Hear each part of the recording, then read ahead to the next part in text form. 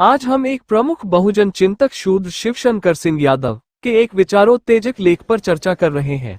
वो एक महत्वपूर्ण सवाल उठाते हैं, क्या महाराष्ट्र के राजनेताओं ने सामाजिक आंदोलनों और उनके पीछे के महान व्यक्तित्वों का अपमान किया है? यह विषय सिर्फ राजनीति के बारे में नहीं है, यह उन लोगों की विरासत को पहचानने के बारे में है जिन्होंने सामाजिक न्याय के लिए अथक संघर्ष किया। ये प्रतिबिंबित करने का समय है कि हम इन आंदोलनों और हमारे समाज को आकार देने वाले आंकड़ों का सम्मान कैसे करते हैं। इस मुद्दे पर आपका क्या ख्याल है? आइए टिप्पणियों में चर्चा करें। महाराष्ट्र की राजनीतिक आंकलन करते समय हमें न्यूटन के सिद्धांत हर क्रिया के बराबर और विपरीत प्रतिक्रिया होती है, जिसे ऐतिहासिक दृष्टिकोण से क्रांति और प्रतिक्रांति भी कहा जाता है, बराबर दिमाग में रखना होगा। 18वीं सदी में अंग्रेजों की वैज्ञानिक सोच और मानवीय व्यवहार के कारण मनुस्मृति आधारित वर्ण व्यवस्था कुछ कमजोर पड़ने लगी। तभी ज्योतिबा फुले जन्म 11 अप्रैल 1827, मृत्यु 28 नवंबर 1890 एक छूत शूद्र समाज का समृद्ध जमींदार, ब्राह्मणों के विरोध के बावजूद पढ़ाई करते हुए ज्ञान हासिल कर सम्मानित पुरुष होने का दर्जा हासिल कर लेता है। नतीजा, एक ब्राह्मण सहपाठी अपनी शादी में ज्योतिबा फुले को आमंत्रित करता है और वे बारात के साथ साथ चलने लगते हैं। ब्राह्मणों को बड़ा नागवार गुजरा और विरोध के कारण फुले को अपमानित होकर बीच रास्ते से वापस लौटना पड़ा। लौटते समय अपमान से व्यथित और दुखी होकर एक पेड़ की छांव में बैठकर सोच ही रहे थे कि उसी समय गले में मटकी और पीछे झाड़ू बांधे कुछ अछूत शूद्र ये कहते हुए कि चला था ब्राह्मण की शादी में शरीक होने, उनकी खिल्ली उड़ाते और हंसते हुए उनके सामने से गुजर गए।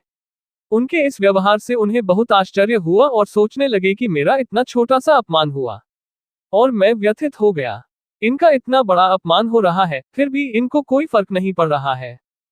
उसी दिन से उन्हें यह एहसास हुआ कि हिंदू धर्म व्यवस्था ने इनके पैदा होते ही इनके मान सम्मान और स्वाभिमान के जमीर को खत्म कर दिया गया है। इसलिए इनके लिए मान सम्मान या अपमान कोई मायने नहीं रखता है। उसी दिन से उनके दिलो दिमाग में ब्राह्मणवादी व्यवस्था के खिलाफ नफरत पैदा होने लगती है। परिवार के विरोध के बावजूद अपने मकान के दरवाजे खोलते हुए अछूतों को भी अपने कुआं से पानी लेने की इजाजत देते हैं। फुले जी के इस व्यवहार से हिंदू धर्म भ्रष्ट हो जाता है और ब्राह्मण नाराज हो गए। प्रतिक्रिया में फुले जी के अंदर भी ब्राह्मणों के प्रति नफरत और बढ़ गई और बगावत पर उतर आए। बता देना उचित समझता हूं कि इतना क्रूर, निर्दयी, अमानवीय दंडात्मक प्रतिबंध, गले में मटकी और कमर में झाड़ू पेशवाई ब्राह्मणों के द्वारा सिर्फ महार जाति पर ही लगाया गया था। इसी अपमान की प्रतिक्रिया का परिणाम भी भीमा कोरेगांव विजय स्तंभ इतिहास में दर्ज हो गया है। इसी अमानवीय दुर्व्यवहार ने फुले जी को झकझोर कर रख दिया था। परिणाम स्वरूप फुले दंपति ने अछूतों के उद्धार के लिए अपना पूरा जीवन लगा दिया और इसकी गूंज पूरे महाराष्ट्र में सुनाई देने लगी। इसका परिणाम ये हुआ कि इनके बाद इस सामाजिक परिवर्तन की लड़ाई को कोल्हापुर के राजर्षि शाहू जी महाराज जन्म 26 जून 1874, मृत्यु 10 मई 1922 ने चालू रखा और ब्राह्मणों के विरोध के बावजूद हिंदू वर्ण व्यवस्था को नकारते हुए, छुआछूत मिटाते हुए अपने शासन प्रशासन में शूद्रों को 50% तक रिजर्वेशन दिया। इसका परिणाम ये हुआ कि शाहू जी के सहयोग व प्रेरणा से सबसे निचले पायदान पर रहने वाले अछूत महार जाति के बाबा साहेब अम्बेडकर जन्म 14 अप्रैल 1891, मृत्यु 6 दिसंबर 1956 ब्राह्मणों के अपमान की क्रिया के विपरीत प्रतिक्रिया से विश्व विख्यात विद्वान बन गए। बाबा साहेब इन दोनों पिछड़ी जाति के महापुरुषों को अपना गुरु मानते हुए उन्हें सच्ची श्रद्धांजलि देते हुए ब्राह्मणों के विरोध के बावजूद एससी, एसटी, ओबीसी को संविधान में आरक्षण का प्रावधान किया। ब्राह्मण और भंगी को सामाजिक दृष्टि से बराबरी का दर्जा देते हुए समता, समानता और बंधुत्व रूपी संविधान दिया। महाराष्ट्र की सामाजिक पृष्ठभूमि यह रही है कि हिंदू धर्म की वर्ण व्यवस्था भी छिन्न भिन्न है। यहाँ सिर्फ दो ही वर्ण है, ब्राह्मण और शूद्र, क्षत्रिय और वैश्य नदारत है। स्वाभाविक है, जब जगह खाली है तो कोई भी जगह लेने का दावा करता रहता है। कुणबी, शाहू जी महाराज वंशज, माली, फुले वंशज, शिवाजी महाराज के साथ यादव वंशज भी पाया जाता है। जमींदारी इन्हीं लोगों के नाम से जानी जाती है, जिसे मराठा कहते हैं।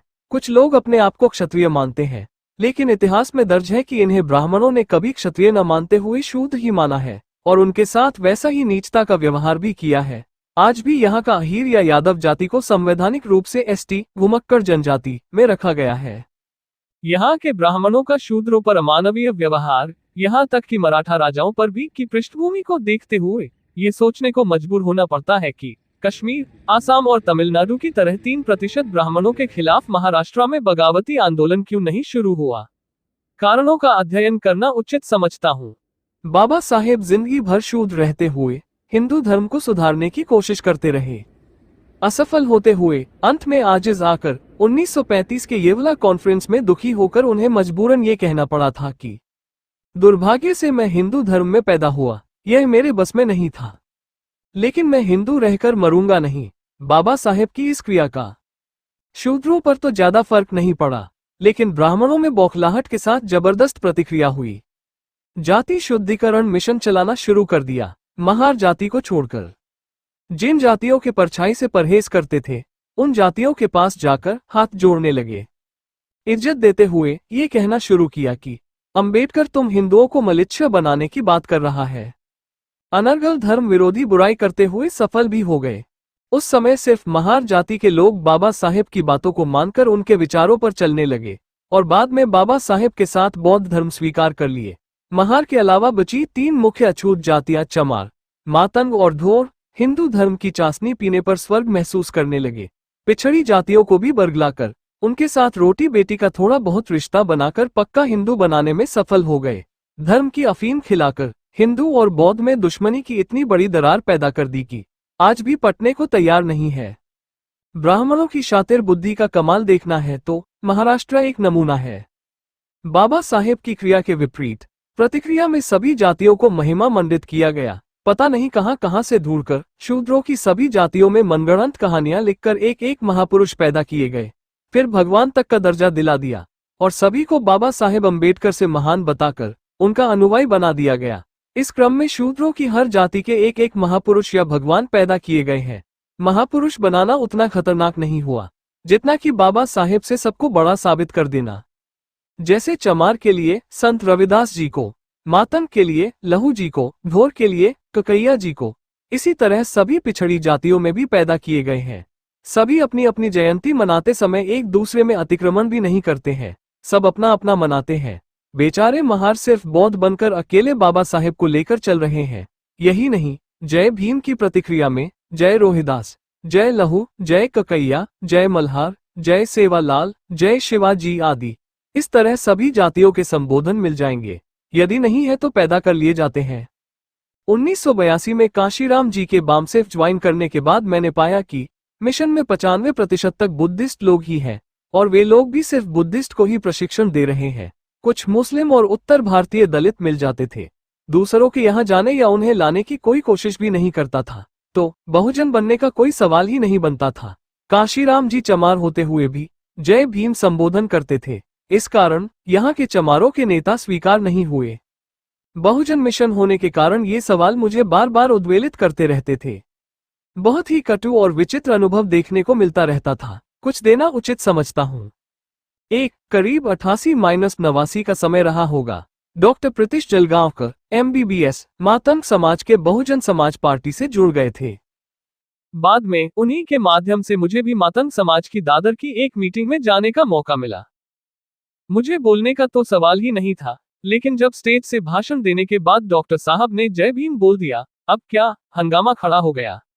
मातंग समाज का अध्यक्ष उनके हाथ से माइक छीनते हुए उन्हें धक्के देते हुए मंच से उतार दिया और गुस्से में टेबल को पीटते हुए जय लहू चिल्लाने लगा। मर जाऊंगा, लेकिन जय भीम कभी भी नहीं बोलूंगा। यह मेरी इस तरह की पहली घटना थी। डर तो मैं भी गया था, लेकिन जय लहू के साथ थोड़ी मातंग समाज में घुसपैठ मैंने कर ली थी। कुछ महीनों बाद उसी अध्यक्ष ने अपने बच्चे के जन्म दिवस पर मुझे आमंत्रित किया और बोलने का मौका दिया। आधे घंटे के भाषण में पूरा फोकस जय भीम विषय पर ही था। वही अध्यक्ष उस दिन के व्यवहार के लिए मुझसे माफी भी मांगी और जय भीम भी बोला। मैंने महसूस किया कि एक दूसरी जातियों के बीच संवाद की कमी से आपसी मनमुटाव व दूरियां बढ़ गई हैं। उसी दिन मुझे कॉन्फिडेंस महसूस हुआ और प्रशिक्षण देना शुरू कर दिया।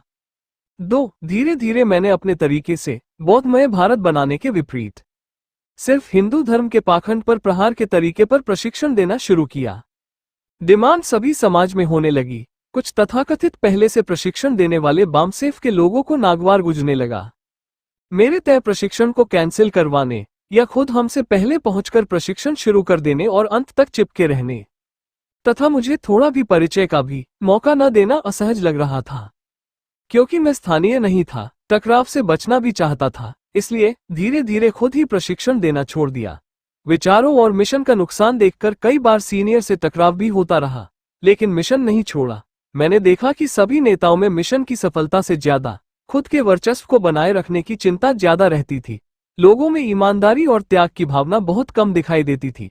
कमोवेश पूरे देश में बामसे में टुकड़े होने और मिशन तेज न होने का यही मुख्य कारण रहा है। 3. अभी कुछ साल पहले एक अधिकारी से मेरी किताब से संपर्क होने और जान पहचान होने के कारण उन्होंने अपने समाज के सालाना अधिवेशन धारावी मुंबई में मुझे बुला लिया। डोईफोड़े हितवर्धक मंडल बैनर पर उनकी जाति की कुलदेवी के साथ साथ संत रोहिदास और बाबा साहेब की फोटो लगी थी। वहीं पता लगाने पर मालूम पड़ा कि चमार जाति की 12 जातियों में यह एक मोची जाति है। मैं मुख्य वक्ता भी था। समाज की बात करने के बाद जो ही बाबा साहेब के विचारों की बात शुरू किया, व्यवधान शुरू हो गया। मेरा भाषण पसंद आ रहा था और पब्लिक से कुछ तालियां भी बज रही थी, इसलिए भाषण जारी भी रखा। आपको कतई विश्वास नहीं होगा कि जिसने मुझे चीफ गेस्ट बुलाया था उसने ही माइक तक बंद कर दिया। मीटिंग समाप्त होने के बाद कुछ लोग मुझे घेर लिए और तारीफ भी करने लगे। उसी समय उनसे पूछताछ से पता चला कि उन लोगों ने पहली बार बाबा साहेब के फोटो को बैनर में जगह दी थी। 4. इसी तरह बंजारा समाज में भी देखा। अच्छे पदों पर पढ़े लिखे लोगों के मुख से सुना, हमारी संस्कृति और सभ्यता हिंदू धर्म की सबसे पुरानी और सबसे अच्छी है, हर कीमत पर धरोहर बचा कर रखना है। उनके भी जाति का कोई एक धर्मगुरु वहां था और सभी लोग उसके पैर छूते और आशीर्वाद लेते थे और संबोधन में एक दूसरे से जय सेवालाल बोलते थे। 5. करीब दिसंबर 1999 का समय रहा होगा। सफेद पुल कुर्ला में एक बार मुझे ककैया समाज की वार्षिक मीटिंग में सम्मिलित होने का मौका मिला था। पढ़े लिखे नौकरी पेशा वालों के बीच में एक प्रिंटेड हैंडबिल बांटा जा रहा था, जिसमें नीचे विशेष रूप से लिखा हुआ था कि सभी ककैया परिवार को अपने घरों में रामायण और गीता रखना अनिवार्य है। 6. एक बार 1989 में मानकखुर्द में एक मोची की दुकान पर हिंदू देवी देवताओं का फोटो देखकर अनायास ही पूछ लिया और कहा कि उत्तर प्रदेश में मोची अपनी दुकान में बाबा साहेब की फोटो लगाता है और आप यहाँ क्यों नहीं? सपाट जवाब था, ये हमारे भगवान है। जिज्ञासा बढ़ती गई। एक सवाल और पूछ लिया, आप बाबा साहेब और गांधी जी में किसको बड़ा मानते हो? बिना झिझके तुरंत जवाब, बाबा साहेब तो सूट व टाई पहनकर अंग्रेजों की दलाली करते थे, गांधी जी हम लोगों की बस्ती में रहकर दलितों की सेवा करते थे। ये सुनकर मैं स्तब्ध रह गया। दूसरे दिन ही उस समय के बसपा के महासचिव डॉक्टर सुरेश माने जी से पूछा कि यह आपके राज्य में मैं क्या सुन रहा हूँ? उनका कहना था, उसका दोष नहीं है, जो उसको बताया गया है वही आपसे कह रहा है। ब्राह्मणों ने धर्म की चाशनी चिताकर हिंदू दलित और बौद्ध दलित में इतनी दुश्मनी खड़ी कर दी है कि भाई का भाई दुश्मन बना दिया गया है। 6. बता दें कि उत्तर भारत में जो चमड़े का काम मरे हुए पशु को उठाने से लेकर जूता बनाने तक सिर्फ एक ही जाति चमार समाज करता है, उसी काम को महाराष्ट्र में पेशवाई ब्राह्मणों ने एक ही बाप के 4 बेटों को 4 भागों में काम बांटकर एक दूसरे से ऊंच नीच बनाकर क्रमशः महार, मान, धोर और चमार बना दिया है। दलितों में चमार अपने को ब्राह्मण समझता है, सिर्फ पका हुआ चमड़ा ही हाथ लगाता है, इसलिए जूते बनाने के व्यवसाय से जुड़ गए और अपने ही भाई धोर को जो जूते बनाने के लिए उसे कच्चा चमड़ा पका कर देता था, उसी को छूने से परहेज करते आ रहा था। 7. अभी हाल ही में हमारे नायगांव के जूचंद्र में राष्ट्रीय चर्मकार सम्मेलन रखा गया था, जिसका मुख्य अतिथि YC पवार साहब IPS सेवानिवृत्त थे, जिनको मैं अच्छी तरह जानता था। 1-2 मीटिंग में साथ मंच भी शेयर किया था। चमार समाज के सम्मानित नेता शमशेर प्रकाश के माध्यम से जाने का मौका मिला।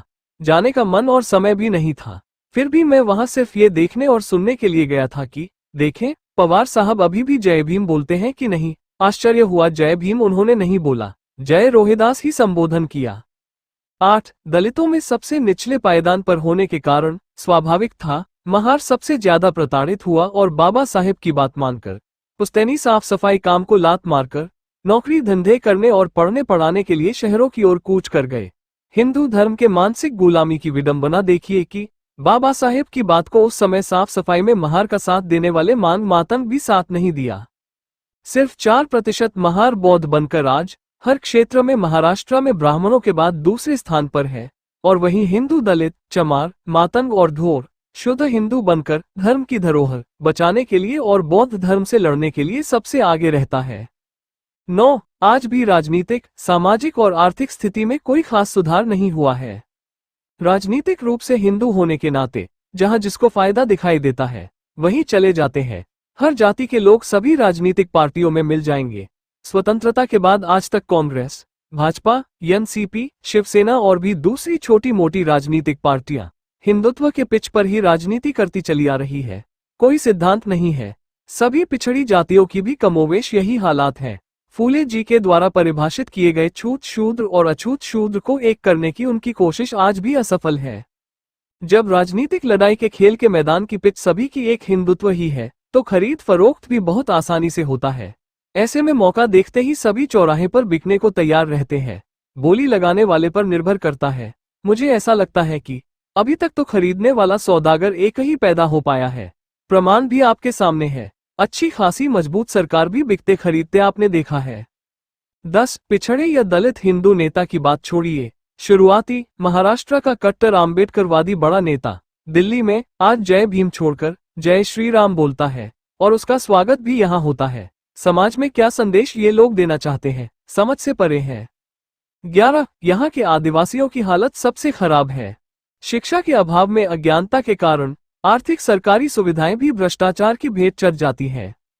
यहाँ तक कि आदिवासियों को अपने आदिवासी जाति की वैलिडिटी जाति प्रमाण पत्र का सत्यापन कराने के लिए दलालों को लाख 1.5 लाख तक देना पड़ता है। 70 साल की उपलब्धियों के बावजूद मुंबई से महज 60 किलोमीटर दूर पालघर जिले आदिवासी बहुल में कुछ लोग जंगल की लकड़ी बीनकर जीवन बिताने को मजबूर है। और यही नहीं, सामाजिक ज्ञान के तौर पर बहुतों को बाबा साहेब का नाम तक नहीं मालूम है, जबकि सभी बामसेफी और मूल निवासी के जनक यहीं से पैदा हुए हैं। 40 सालों से आदिवासियों में ही मूल निवासी की भावना नहीं पैदा कर पाए हैं। महाराष्ट्र के लिए एक कहावत भी है कि महाराष्ट्र आर्थिक रूप से बहुत संपन्न राज्य है, लेकिन यहाँ की जनता नेताओं को छोड़कर गरीब है। संक्षेप में कहूँ तो बाप साहब की वजह से महाराष्ट्र की जातियों में अब छुआछूत की भावना कम हो गई है। जातियों में आपस में शादी विवाह लव मैरिज करने का उतना प्रतिबंध नहीं है। हर जाति का खुद का अपना साम्राज्य है। जाति के लीडर के अधीनता और उसकी बातों की अहमियत सबसे ज्यादा होती है। वही राजनीतिक सौदेबाजी भी करता है। सभी जातियों की रजिस्टर्ड संस्था है।